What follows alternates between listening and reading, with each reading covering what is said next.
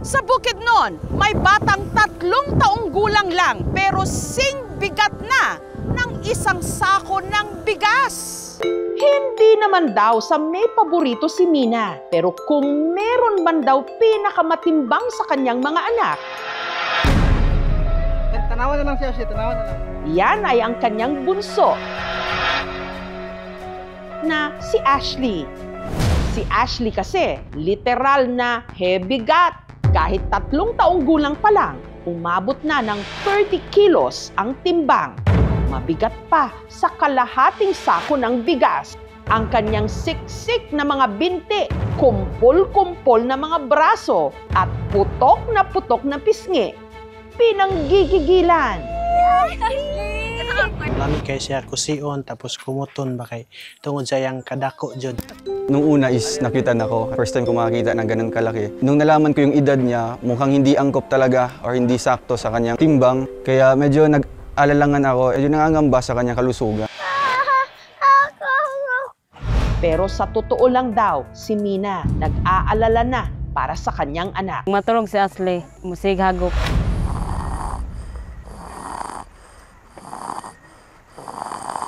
Kung asa siya, mawigda, dito po siya. Magbuli niyo si Ashley!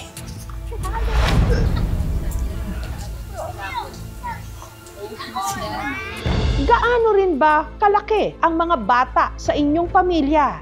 Baby fats lang ba ito o sintomas ng mas seryosong sakit?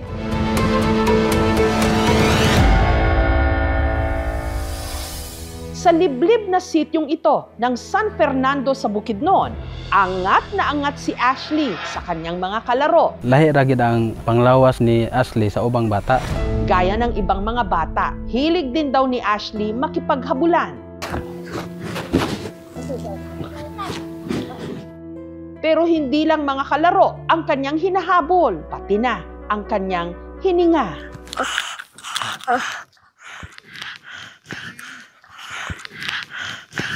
Kung hangakon si Ashley, among ipalingkod sa kanang bangko. Para makapag-recharge, kailangan daw niyang kumain.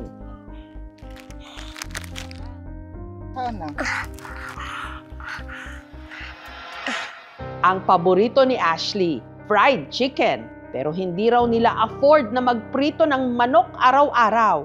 Ang madalas nga raw nilang ulam, itlog. Oo, Ashley. Ah. Yan.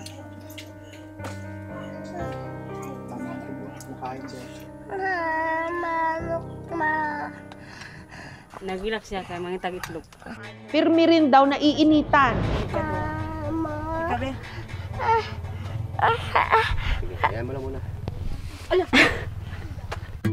Kaya 2 beses siya kung maligo kada araw. No.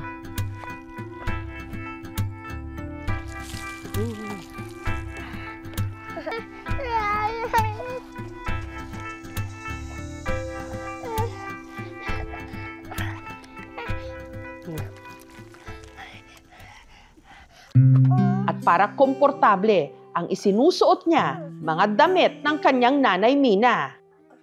Para ramig sinina. Kato yang mga sinina sa unang daan, di na niya magamit. Gisi na. Mauning porol o mauni ang iyang sinina. Nasa 2.8 kilos daw ang timbang ni Ashley nung siya'y ipinanganak. Normal naman daw para sa bagong silang na sanggol. Pero pagtungtong niya ng 3 buwan, nagsimula raw siyang lumobo. Indakol skan din hangtod dito. Mulawarin, dadakol, mapaarin, magatok din. Kaon ka?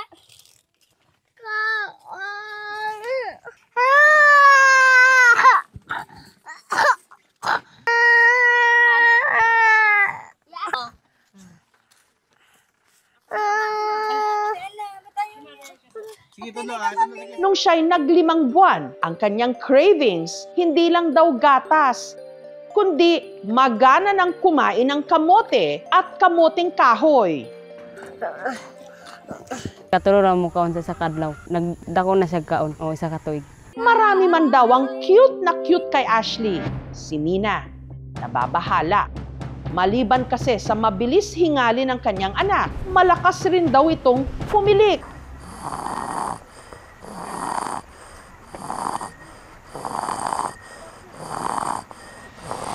Nabalaka ko kang Ashley nga nagdako. Wala man may kaliwat nga ingana. At hindi lang daw timbang ni Ashley ang pinoproblema nilang mag-asawa, pati ang panganay nilang si Marmar.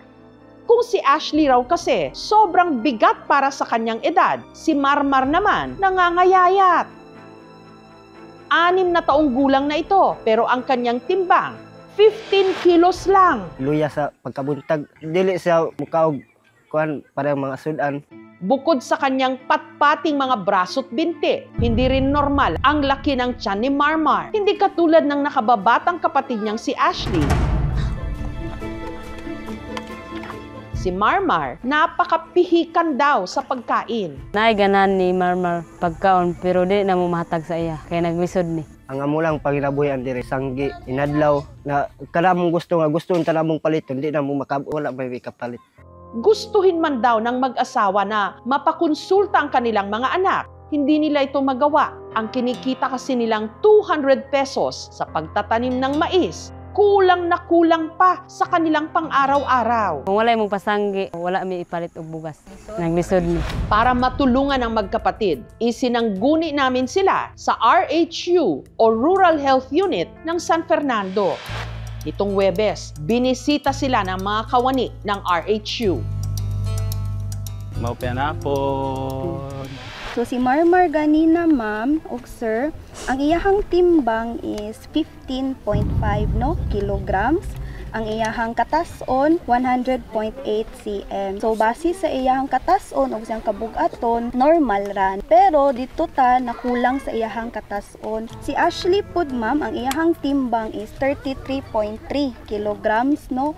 Ang iyahang katason 91.5 cm. Si Marmar undernourished daw. Ibig sabihin, kulang sa tamang nutrisyon ang kanyang katawan para lumaki siyang malusog.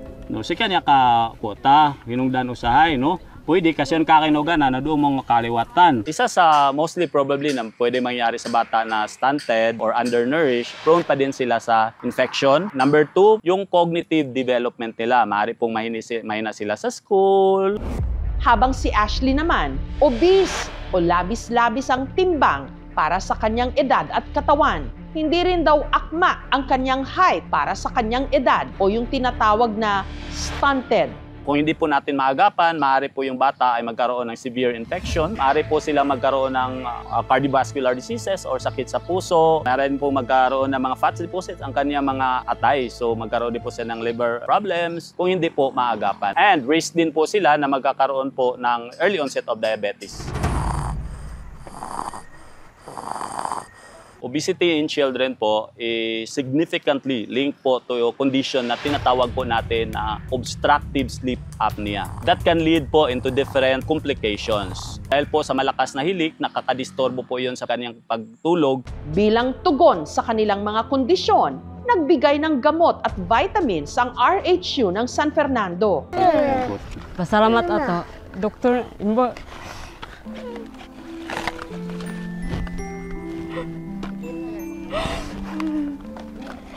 Dako jud man pasalamat ko doktor na tabang ta anak ko way so mo kuya.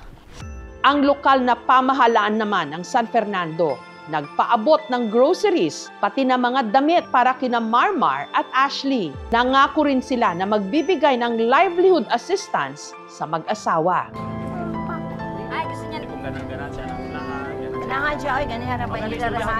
Plano po din ang LGU na bibigyan sila ng mga binhi na itatanim. Dako na yung tabang niya sa mo tama ra din sa among anak para malipay po ni pamilya.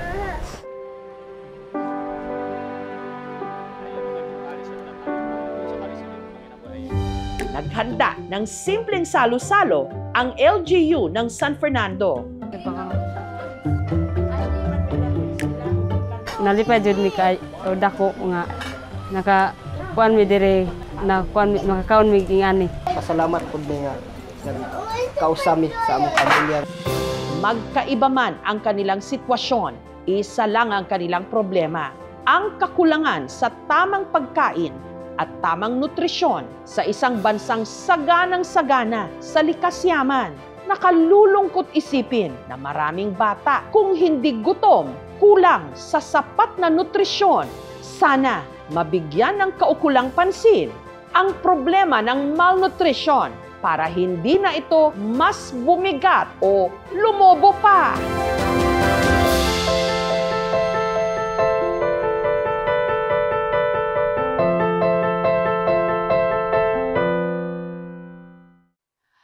Thank you for watching, mga kapuso. Kung nagustuhan niyo po ang videong ito, subscribe na sa GMA Public Affairs YouTube channel. And don't forget to hit the bell button for our latest updates.